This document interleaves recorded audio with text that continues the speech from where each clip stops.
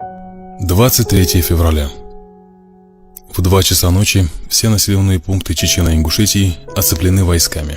Выставлены засады и дозоры для недопущения выхода местного населения из зоны оцепления. Отключены все радиотрансляционные станции и телефонная связь. В 5 часов утра мужчин созывают на сходы, якобы на торжественный митинг в честь Дня Красной Армии. Собравшихся тут же окружают пулеметчики в полной боевой готовности и объявляют им решение вождя СССР Сталина о вечной депортации в степи Средней Азии.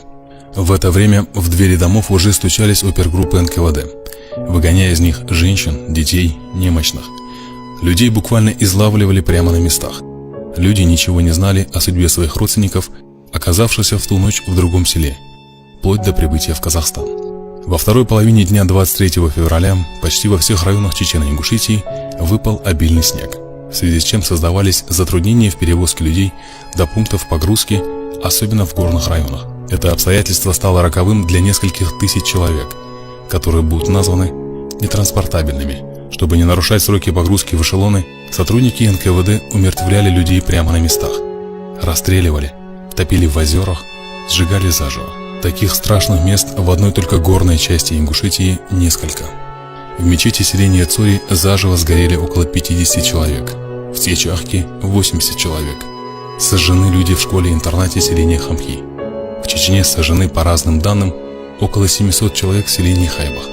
Древние башни в Ингушетии взрываются зачастую вместе с жильцами. Так в башенном поселении Кях, как и во многих других, не оставили ни одну целую башню.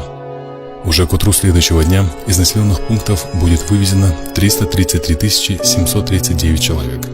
Всего до 29 числа количество отправленных в ссылку составит более 490 тысяч человек. Территорию ЧССР разделят между соседними республиками – Ставропольским краем, Дагестаном, Грузией, Северной Осетией. В Северной Осетии уже 5 марта 1944 года был утвержден план по переименованию и расселению новых остинских территорий.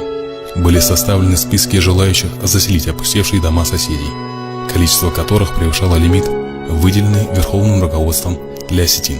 Все без исключения работники НКВД и жители соседних республик, участвовавшие в операции по выселению ингушей и чеченцев, были представлены к награде Героев СССР. В это же время звезды героев на фронтах Великой Отечественной войны получали свыше 50 тысяч ингушей и чеченцев, воюя на передовой с внешним врагом. После того, как их народы были объявлены врагами народа, их снимают с фронтов и с них снимают награды. Многие из них получили заслуженные медали только после развала СССР, в отличие от воинов НКВД, выселявших их матерей, жен, детей, родителей из их же домов. После смерти Сталина назад не вернулось свыше 40% депортированных. 23 февраля станет черным днем в истории ингушского и чеченского народов. За всю свою историю ингуши и чеченцы не раз сталкивались с угрозой уничтожения. Во многом превосходящие их силы ставили их на грань существования. Но никогда прежде эти народы не сталкивались с такими подлыми методами. Советское руководство совершило акт вероломства и чудовищной жестокости, ничем не уступавшей в цинизме гитлеровскому фашизму.